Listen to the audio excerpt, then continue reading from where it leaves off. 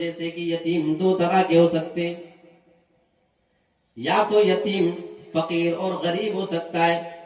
یا یتیم مالدار بھی ہو سکتا ہے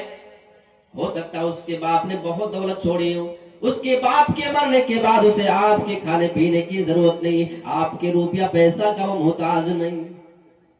لہٰذا اسے صرف کھانا کھلانے سے کام نہیں چلے گا۔ اگر وہ فقیر ہے، اگر وہ یتیم لاچار ہے، اگر وہ غریب ہے تو اس کو کھانا کھلائیں، اسی میں اس کی عزت ہے۔ لیکن اگر وہ یتیم مالدار ہے، اگر اس کے پاس روپیہ دولت ہے، تو آپ یہ نہیں سمجھ لینا، گاؤں والوں یہ نہیں سمجھ لینا کہ آپ کی ذمہ داری کوئی نہیں بنتی ہے، کیونکہ اس کے پاس تو دولت موجود ہے۔ اللہ بیان فرماتا ہے تمہیں اسی یتیم کی عزت کرنی پڑے گی، تمہیں اس کا احترام کرنا پڑے گا۔ کبھی یتیم کو دیکھا اپنے سینے سے لگا لیا، کبھی یتیم کو دیکھا اس کے سر پہ شفقت کا ہاتھ پھیر دیا، کبھی یتیم کو دیکھا بلا کر کے حال اور خیریت معلوم کر لیا۔ یتیم کی عزت تمہیں کرنی پڑے گی۔ اور میں آپ کو بتاؤں، کبھی کبھی کچھ لوگوں کو احساس ہو جائے تو بہت کچھ کر جاتا ہے۔ ایک سچا واقعہ بتاؤں، میں اس کا گواہ ہوں۔ ہمارے یوپی سدھارتھ نگر کا ایک واقعہ، ایک آدمی کا انتقال ہوتا، بچے کیا بجا رہے ہیں، ایک آدمی کا انتقال ہوا، اور اس انتقال کے ٹائم پہ ایک آدمی وہاں پہ موجود ہے، وہ دیکھ رہا ہے، بڑی باریکی سے، بڑی نزدیکی سے وہ چیز کو دیکھ رہا تھا، وہ منظر کو۔ اس کی نظر ان یتیم اور لاچار بچیوں پر بھی پڑ رہی تھی جن کی عمر ابھی 4 سے 5 سال کی ہے۔ ان نابالغ اور معصوم یتیم بچوں کے اوپر بھی اس آدمی کی نظر بار بار اٹھ رہی تھی۔ کچھ بچیاں تو رو رہی ہیں کہ میرے باپ کا انتقال ہو چکا ہے، کچھ تو سمجھ بھی نہیں پا رہی ہے کہ باپ کا انتقال کیا ہوتا ہے، سب رو رہے ہیں تو بس وہ بھی رو رہی ہیں۔ وہ کیفیت بڑی باریکی سے دیکھ رہا تھا۔ جنازہ ہو گیا، مٹی ہو گئی، کچھ مہینہ گزر گیا، 2-4 مہینہ۔ اچانک سے رمضان مبارک میں اسی گاؤں میں ایک اور میت ہوتی ہے۔ یہ آدمی اس جنازے گاہ میں جاتا ہے، جنازہ پڑھنے کے بعد مٹی ہو گئی، مٹی دینے کے بعد قبر کے پاس وہ دعا مانگنے کے لیے کھڑا ہے۔ اچانک سے اس آدمی کی نظر ایک معصوم سے اس یتیم بچے کے اوپر پڑتی ہے جس کے باپ کا انتقال چند مہینہ پہلے ہوا تھا۔ جیسے اس قبرستان کے اوپر اس یتیم اور معصوم بچے کو دیکھتا ہے، اس کا دل، اس کا کلیجہ پھٹ جاتا ہے۔ یہی وہ بیٹا تھا جو چند مہینے پہلے اپنے باپ کی لاش پہ رو رہا تھا، آج اسی قبرستان میں دوسرے کے جنازے میں شریک ہے۔ اس کے دل پر کیا گزر رہی ہوگی۔ رمضان کا مہینہ، ظہر کی نماز کے بعد مٹی دی گئی ہے، دوپہر کی چلچلاتی ہوئی گرمی کی شدت والی دھوپ بھی موجود ہے۔ میرے پیارے ساتھیوں، دعا وغیرہ مانگا، جب وہ فارغ ہوتا ہے، یہ مقام میں اس بچے سے بڑا اونچا ہے، یہ علم میں اس چھوٹے سے معصوم بچے سے آگے ہے، عہدے اور منصب میں، عزت میں اس سے آگے ہے، لیکن اللہ کی قسم یہ چیز اس بچے کے پاس جانے سے نہیں روکتی۔ اس بچے کے پاس گیا اور سوال کرتا ہے، تمہارے عید کے کپڑے آئے یا نہیں؟ اس معصوم سے بچے نے نفی میں نہ میں جواب دے دیا، نہیں، ہمارے عید کے کپڑے کا بھی انتظام نہیں ہو سکا ہے۔ اتنا سننا تھا، وہ آدمی دل میں ٹوٹ جاتا ہے۔ ابھی جب اس معصوم سے بچے کے کپڑے نہیں آئے، ابھی تو اس کی اور بھی چھوٹی چھوٹی معصوم بہنیں ہیں، اس کی اور بھی بہن اور اس کے بہت سارے بھائی، ان کے کپڑے کے انتظام کیسے ہوں؟ فوراً اسی قبرستان کے پاس سے وہ آدمی اس کو اپنے بائک پر بٹھاتا ہے اور اپنے علاقے کی سب سے اچھی مارکیٹ میں سب سے اچھی دکان پہ لے کر جاتا ہے اور بچے سے پوچھ کر کے اس کی تمام ضرورت کی چیزیں دلاتا ہے، کپڑے دلائے، اور اس بچے کی عید کی خوشی میں ہاتھ بٹانے کے لیے شوق والی چیزیں بھی دلا دیتا ہے جو اپنے ہم عمر معصوم بچوں کو دیکھے گا، اس کے دل میں بھی ارمان نہ پیدا ہو، کہیں اس کے دل میں یہ ارمان نہ آ جائے جب پچھلے سال میرا باپ موجود تھا، میرے پاس بھی یہ چیزیں موجود تھی، میں نے عید کے ٹائم میں یہ چیزیں پہنے تھی، ساری یہ چیزیں اس کو دلا کر کے واپس لا رہا ہے، واپس لا کے گاؤں کے باہر نہیں چھوڑا، اس بچے کی خوشی دیکھنا چاہ رہا تھا، اس کے گھر کے پاس اتارا، موٹر سائیکل روکا، وہ معصوم سا یتیم بچہ ہے، اپنے ہاتھ میں 2 تھیلیاں لیتا ہے، اور یہی دیکھنے کے لیے وہ آدمی بے قرار تھا کہ اس یتیم کے چہرے پہ میں خوشی لا سکا یا نہیں لا سکا۔ معصوم سا بیٹا اترتا ہے، اسے کچھ نہیں معلوم کپڑے دلانے والا کون ہے، میرا باپ ہے یا نہیں، کون دلا رہا ہے، کوئی فرق نہیں پڑتا، بس ہمارے عید کے کپڑے کا انتظام ہو گیا۔ ہمارے خوشی کے گھر میں داخل ہوتا ہے، گھر میں جا کر کے خوشخبری سناتا ہے، یہ دیکھو میرے لیے عید کے کپڑے کا انتظام ہو گیا۔ اگر یہ آدمی چاہتا، چلچلاتی ہوئی دھوپ تھی، گرمی کی تپش اور سوکھنے سے پیاس سے پریشان تھا، چاہتا تو افطاری کے بعد اس کو لے جا کر کے شاپنگ کرا دیتا، نہیں، اسے وہ نیکی کا کام اسی ٹائم پہ کرنا تھا۔ ہو سکتا ہے میرے بھائیوں ان یتیموں کی زبان پہ، اس بیوہ کی زبان پہ اگر کہیں اس آدمی کے لیے اللہ رب العالمین کی بارگاہ میں اگر دعا کے لیے ہاتھ اٹھ گئے، اور اگر کہیں ان کے دل سے اور ان کی زبان سے اگر کہیں روزے کی حالت میں اگر اللہ سے وہ دعا کر دیے ہو تو شاید وہ چیز اللہ کو بڑی پسند آ جائے، اور ہو سکتا ہے یہ اس کی بخشش کا بہانہ بھی بن جائے۔ میرے پیارے ساتھیوں، میں آپ کو یہ احساس دلانا چاہ رہا ہوں کہ یہی کام تو آپ بھی کر سکتے ہیں۔ کون ایسا گاؤں ہے جس میں یتیم نہیں؟ یتیم ہمیشہ سے ہے، رہیں گے اور قیامت تک کے لیے رہیں گے۔ یہ سماج سے یہ فرقہ کبھی ختم نہیں ہونے والا ہے، یہ جو طبقہ ہے یہ کبھی ختم نہیں ہونے والا ہے، لیکن بعض لوگوں کو یتیموں کی پرورش نہیں کرنا ہے، انہیں یتیموں کے مال پہ قبضہ کرنے کا شوق ہے صاحب، اگر کرتے ہیں تو بڑے شوق سے کریں، لیکن یاد رہے کہ جب تک دنیا میں آپ ان کی زمین جائیداد اور روپیہ پیسہ کو ہڑپ کر کھا رہے ہو، جب تک آپ کو لگ رہا ہے وہ دولت ہمارے لیے مفید ہے، لیکن قرآن اس دولت کا نام چھوڑ دیتا ہے۔ ان الذين يأكلون اموال اليتامى ظلما، بے شک جو لوگ ظلم کر کے ہڑپ کر کے یتیموں کا مال چھین کر کے کھایا کرتے ہیں، انما یاکلون فی بطونہم نارا، بے شک ایسے لوگ اپنے پیٹ میں جہنم کی آگ کو بھر رہے ہیں۔ انہیں یہ نہیں لگنا چاہیے کہ وہ یتیم کا مال کھا رہے ہیں، وہ یتیم کی دولت پہ قبضہ کر رہے ہیں، بلکہ ایسے لوگ دراصل یتیموں کا مال کھا کر کے جہنم کی آگ کو اپنے پیٹ میں بھر رہے ہیں۔ وَسَيَصْلَوْنَ سَعِيرًا، ابھی تو دنیا میں یہ مال کھا رہے ہیں، کل قیامت کے دن جب ان کا معاملہ ہو جائے گا، وَسَيَصْلَوْنَ سَعِيرًا، ایسے لوگ پھر جہنم کے اندر گھسیٹ کر کے داخل کر دیے جائیں گے۔ میرے پیارے ساتھیوں، یتیم کے مال پہ قبضہ کرنا یہ بڑا آسان کام ہے، لیکن سچ بات یہ ہے کہ اس کا انجام اس سے کہیں زیادہ خطرناک ہونے والا ہے۔ اچھا، ہر آدمی یہ چاہتا ہے نا کہ اگر میں مروں تو میرے بچوں کو پریشانی نہ اٹھانی پڑے۔ ایک انسان 60 سال کا ہو چکا ہے، ابھی وہ دولت کمانے پہ بڑا پریشان رہتا ہے، کیوں بھائی؟ اس کی زندگی تو گزر گئی، اس کے پاس اتنا ہے کہ وہ کھا پی کے اپنی زندگی بسر کر لے گا، لیکن پھر بھی کوشش ہے، کیوں؟ آنے والی اولاد پریشان ہاتھ نہ ہو، آنے والے ہمارے فیملی کے لوگ پریشان نہ ہو۔ ہر آدمی اپنے بچوں کو خوشحال دیکھنا چاہتا ہے، لیکن افسوس یہ ہے اسے یہ احساس کیوں نہیں ہے اگر ہم کسی یتیم کو پریشان کر رہے ہیں، کل کو ہمارے اچانک سے انتقال کر جانے کے بعد اگر ہمارے بچے یتیم ہو جائیں تو کیا وہ اپنے گاؤں کے لوگوں سے یہ امید نہیں لگاتا ہے کہ ہمارے یتیموں کے ساتھ یہ بھی خیر خواہی کرے، ہمارے یتیم بچوں کے ساتھ یہ بھی اچھا معاملہ اور اچھا برتاؤ پیش کرے؟ کیا یہ امید وہ آدمی اپنے گاؤں کے لوگوں سے لگاتا ہے یا نہیں لگاتا ہے؟ یہ جواب آپ ہر آدمی کی یہ آرزو ہے، لیکن جب بات اپنی آتی ہے تو انسان مکر جاتا ہے۔ تو میں آپ کو یہ بتانا چاہ رہا ہوں کہ یتیم کے مال پہ قبضہ کرنا یہ ایک ایسی چیز ہے کہ اگر کوئی بندہ دنیا میں یہ کام کر لیتا ہے تو کل قیامت کے دن اس کا حساب اس آدمی کو ہر حال میں دینا ہے۔ آئیے صحیح مسلم کی ایک بڑی پیاری حدیث پیش کروں۔ اللہ کے نبی صلی اللہ علیہ وسلم اپنے صحابہ سے سوال کرتے، اتدرون ما المفلس، اے میرے صحابہ کیا تم جانتے ہو کہ مفلس کسے کہا جاتا ہے؟ صحابہ جواب دیتے ہیں،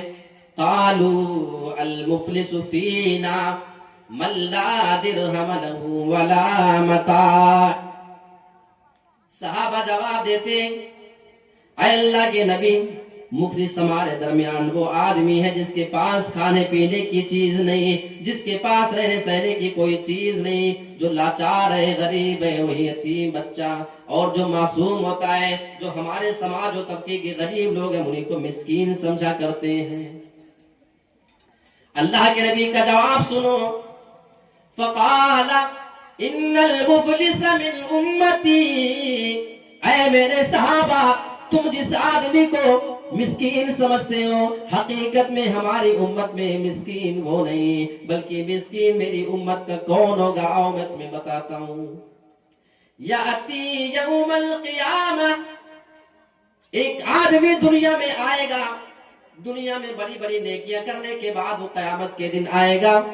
بصلاۃ وصیام وزکاۃ، دنیا میں اس آدمی نے نمازیں پڑھی، دنیا میں اس آدمی نے صدقہ خیرات کر لیا ہوگا، دنیا میں وہ آدمی روزہ رکھا ہوگا، بڑی بڑی نیکیاں لے کر کے آنے والا ہے، لیکن اس آدمی کا انجام کیا ہے؟ وَيَأْتِي قَدْ شَتَمَ هَذَا، وہ آدمی اس حال میں آئے گا، کسی آدمی کو اس نے گالی دیا ہوگا، وَقَذَفَ هَذَا،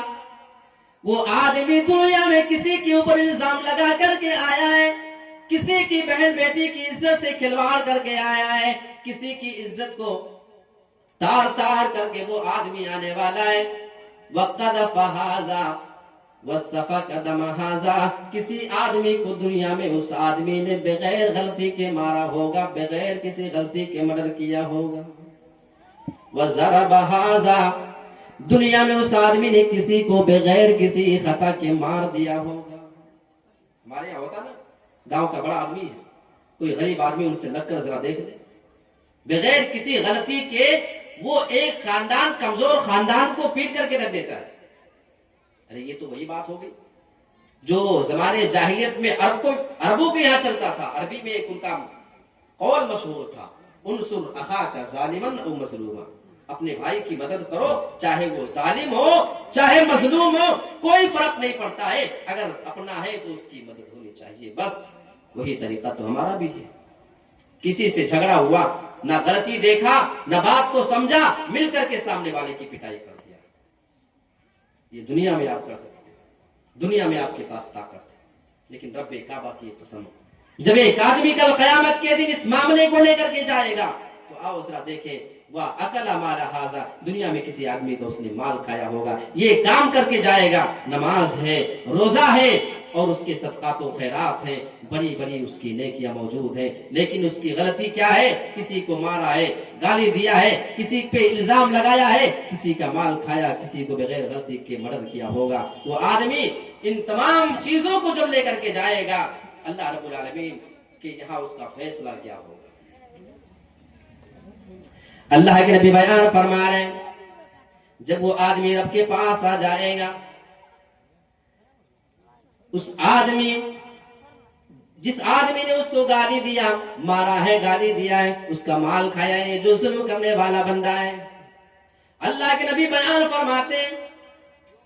ان سارے لوگوں کی نیکیوں کو اٹھایا جائے گا، ان تمام لوگوں کی نیکیوں کو لیا جائے گا، اور نیکیوں کو اٹھا کر کے اسے مظلوم آدمی کے اوپر ڈال دیا جائے گا، جو آدمی دنیا میں پریشان کیا گیا ہے، جس کو مارا گیا ہے، جس کو مرڈر کیا گیا ہے، جس آدمی کا مال کھایا گیا اس کو دے دیا جائے گا۔ وَأُخِذَ مِنْ خَطَايَاهُمْ، اور اگر انصاف نہیں ہو سکا، اگر ان کے درمیان ابھی انصاف نہیں ہوا ہے، ابھی اور معاملہ باقی ہوگا، ان سارے لوگوں کے गुनाहों को, खताओं को उठाया जाएगा। फतुरिहत अलैहि, और उसी जालिम आदमी पे उनके सारे गुनाहों को उठा करके डाल दिया जाएगा। फतुरिहत फिन्नार, फिर उस आदमी को घसीट करके जहन्नम में डाल दिया जाएगा। सही मुस्लिम की हदीस। अब आप जरा बताएं, कोई है जो इस कदर बेवकूफी करे कि दुनिया में नमाजें पढ़े, रोजा रखे, सारी नेकियां लेकर जाए और कल कयामत में इसका कोई बदला न मिलने पाए? तो इससे ज्यादा बेवकूफ आदमी कौन हो सकता है? और एक बहुत बड़ा पैगाम आपको देके जा रहा हूं। अगर गांव में आप जिम्मेदार हैं, अगर गांव में आपकी कोई चलती है, आपको अल्लाह ने कोई ओहदा, कोई मनसब दिया है, तो आपकी जिम्मेदारी क्या बनती है, ये पैगाम मैं आपको देके जा रहा हूं। हमें सीखना है तो हजरत उमर फारूक रजी अल्लाह ताला अन्हु की सीरत से सीखें। अमीरुल मोमिनीन हजरत उमर बिन खत्ताब रजी अल्लाह ताला अन्हु का मामला देखें। दिन भर हुकूमत का काम निपटाने के बाद, हुकूमत का काम देखने के बाद रात में गश्त किया करते हैं, रात में चक्कर लगाया करते थे। कोई गरीब आदमी हो, परेशान हाल आदमी हो, कोई मजबूर आदमी हो, उसकी मदद की जाए, इस काम के लिए निकला करते थे। आदत के मुताबिक हजरत उमर फारूक रात में गश्त कर रहे थे। अचानक से आदमी के ऊपर इनकी नजर पड़ जाती है। वो आदमी इधर से उधर दौड़ रहा था, ऐसा मालूम हो रहा था कि किसी की मदद की तलाश में निकला है। हजरत उमर उसको अपने पास बुलाते हैं, क्या बात है, अगर तुम परेशान हाल हो तो बताओ, शायद मैं तुम्हारी मदद कर सकता हूं। उस आदमी की बात को सुनिए। उसने बताया, इस वक्त मेरी बेबी प्रेग्नेंट है, वो बिल्कुल डिलीवरी के टाइम पे, और इस वक्त मुझे किसी औरत की मदद की जरूरत है। वही मैं बार बार तब से घूम घूम करके तलाश कर रहा हूं, कोई मेरी बेबी की मदद करे। हजरत उमर उसको उसी जगह पे खड़े होने का हुक्म देते हैं, यहीं पे रुको, मैं थोड़ी देर में आता हूं, तुम कहीं जाना नहीं। अब हजरत उमर फारूक का मामला देखो, ये मैं आपको अमीरुल मोमिनीन की बात बता रहा हूं। खलीफतुल मोमिनीन, बादशाह है, हाकिम है, वजीर आजम को प्राइम मिनिस्टर कह लो। मेरे प्यारे साथियों, अपने घर पे रात में जाते हैं, अपनी बीबी को रात में जगा कर लेकर आते हैं। ऐ मेरी बीबी, एक आदमी की बीबी को तुम्हारी मदद की जरूरत है। रात में वो आदमी बड़ा परेशान हाल है, उसे कोई मिल नहीं रहा है, मैं तुम्हें बुलाने आया हूँ, चलो तुम्हें उसकी डिलीवरी में, बच्चे की पैदाइश में मदद करने की जरूरत है। अब वो बादशाह की बीवी आजकल की औरतों की तरह नहीं, चलो हटो, भागो यहाँ से, नींद हमारी ना खराब की जाए, हम उसकी मदद के लिए नहीं जाएंगी। मेरी प्यारी बहनों, आपको भी हजरत उमर की बीवी से सीखने की जरूरत है कि आपको अगर अल्लाह ने किसी बड़े आदमी की बीवी बना दिया है, आपको अल्लाह ने कोई ऊंचा मकाम दे दिया है, तो आपको भी अपनी जिम्मेदारी अदा करना है। आपके अंदर तकब्बुर नहीं आना चाहिए, आपके अंदर भी गुरूर नहीं आना चाहिए। जैसे शौहर ने जगाया, कोई बात नहीं मेरे प्यारे शौहर, चलो बताओ कहाँ है, फला जगह पहुंचना है। उसी जगह पे निशान के हिसाब से पहुंच जाते हैं। वो आदमी घर के बाहर रुका है और हजरत उमर फारूक उस आदमी के साथ घर के बाहर खड़े हुए हैं। हजरत उमर की बीवी उस औरत की मदद के लिए घर के अंदर चली जाती है। अल्लाह की कसम, उसे ये एहसास नहीं रोक रहा है कि मैं बादशाह की बीवी हूँ, मैं बादशाह की मलका हूँ, मुझे इस वक्त इस गरीब झोपड़ी में नहीं आना चाहिए। उसके दिल में ये एहसास नहीं आ रहा है, बल्कि उस औरत की मदद कर रही है। वो दाया का काम करके उस औरत के बच्चे की पैदाइश में मदद कर रही है। थोड़ी देर में बच्चा पैदा हो जाता है। अंदर से हजरत उमर फारूक की बीवी ने आवाज लगा डाली, ऐ अमीरुल मोमिनीन, ऐ लोगों के बादशाह, ऐ हमारे खलीफा, ऐ मुसलमानों के बादशाह, खुश हो जाओ, इस घर में बच्चा पैदा हुआ है, बच्चे की पैदाइश की खुशखबरी आपको मुबारक हो। इतना सुनना था, हजरत उमर फारूक के बगल में एक आदमी जो खड़ा हुआ है, وہ یہ سمجھ رہا تھا ہماری مدد کرنے والا کوئی معمولی آدمی ہوگا، کوئی بڑا غریب و لاچار آدمی ہوگا، اس کی بیوی کوئی ایسی ہی کوئی نارمل آدمی ہوگی، لیکن جب اس کی کان میں امیر المومنین کی آواز آتی ہے، امیر المومنین، وہ آدمی چونک پڑا، اوپر سے نیچے دیکھنا شروع کر دیا۔ ہماری بیوی کی مدد رات میں کرنے والا، اپنی بیوی کی نیند کو خراب کر کے ہمارے درمیان آنے والا یہ بادشاہ ہے، ہم تو اسے جانتے تک نہ تھے، ہم نے اسے آج تک دیکھا نہیں، اتنا سادہ سمپل لباس پہننے والا میں اتنا بڑا دھوکہ کیسے کھا سکتا ہوں؟ میرے پیارے ساتھیوں، یہ وہ امیر المومنین ہے جو ذمہ داری ملنے کے بعد اپنے آپ کو خادم بنا دیا کرتے تھے۔ ایک مرتبہ گھوڑوں کے اوپر مالش کر رہے ہیں، جنگ کے لیے گھوڑوں کو نکلنا ہے، مالش کر رہے ہیں، ان کے پاس ایک والی آتے دوسرے شہر کے، ان کو بھی اپنے پاس بلاتے ہیں، آؤ ذرا ہمارے ساتھ مل کر کے اس کام میں مدد کرو۔ بغل سے آواز آتی ہے، ایک دوسرا آدمی ان کو بار بار یہ کہہ رہا تھا، اے امیر المومنین، یہ کام تو کسی معمولی خادم کا ہے، آپ خود امیر المومنین ہو کر یہ کام کر رہے ہو، اور آپ اسی آدمی کو بھی جو وہاں کا والی ہے، وہاں کا گورنر ہے، اس کو بھی اپنے پاس آپ بلا کر کے یہ خدمت کروانے جا رہے ہو، آپ فلاں غلام کو بلا دیں، وہ یہ کام کر دے گا۔ حضرت عمر فاروق کا جواب یہ تھا، اے لوگو، مجھ سے بڑا مسلمانوں کا خادم اور ان کی خدمت کرنے والا کون ہو سکتا ہے؟ میرے پیارے ساتھیوں، یہ میں نے آپ کے سامنے ذمہ داریوں کے احساس کے مطابق اور اس ارادے سے، کیونکہ آپ کے گاؤں میں یہ جو مدرسہ ہے، جن لوگوں نے تعاون کیا اور جو لوگ کرنا چاہتے ہیں یا لوگ ابھی انتظار میں ہے کہ کریں گے، اللہ کی قسم اگر اس مدرسے میں پڑھنے والا ایک مسکین، ایک لاچار، ایک غریب، ایک یتیم، اگر اس کی کفالت آپ اپنے حوالے کر لیں اور اس کے خرچ کا ذمہ آپ اپنے حوالے کر لیں اور ان کے اساتذہ کی تنخواہوں کا انتظام اگر آپ کر دیں، اگر یہ کام آپ کر لے جاؤ، اللہ کی قسم کل قیامت کے دن اگر اس کا بدلہ کہیں آپ کو اتنا بڑا مل جائے جس کا آپ نے کبھی گمان نہیں کیا ہوگا، تو یہ آپ کے لیے بڑی خوش نصیبی اور خوش قسمتی کی بات ہوگی۔ انہی باتوں کے ساتھ میں اپنی بات کو ختم کرتا ہوں اور اللہ رب العالمین سے دعا کرتا ہوں کہ پروردگار تو اس مدرسے کو دن دوگنی اور رات چوگنی ترقی عطا فرما، اور اس کے منتظمین کو تو صحت و عافیت کے ساتھ رکھ، اور اس مدرسے میں کام کرنے والے جتنے بھی مدرسین ہیں اللہ رب العالمین ان کے خلوص کو قبول فرما، اور جتنے بھی ان کے شاگرد بن کر کے نکلے اور پڑھ کر کے نکلے، اے اللہ تو ان کو صدقہ جاریہ بنا دے اور اس کا بہترین بدلہ تو ان کو کل قیامت کے دن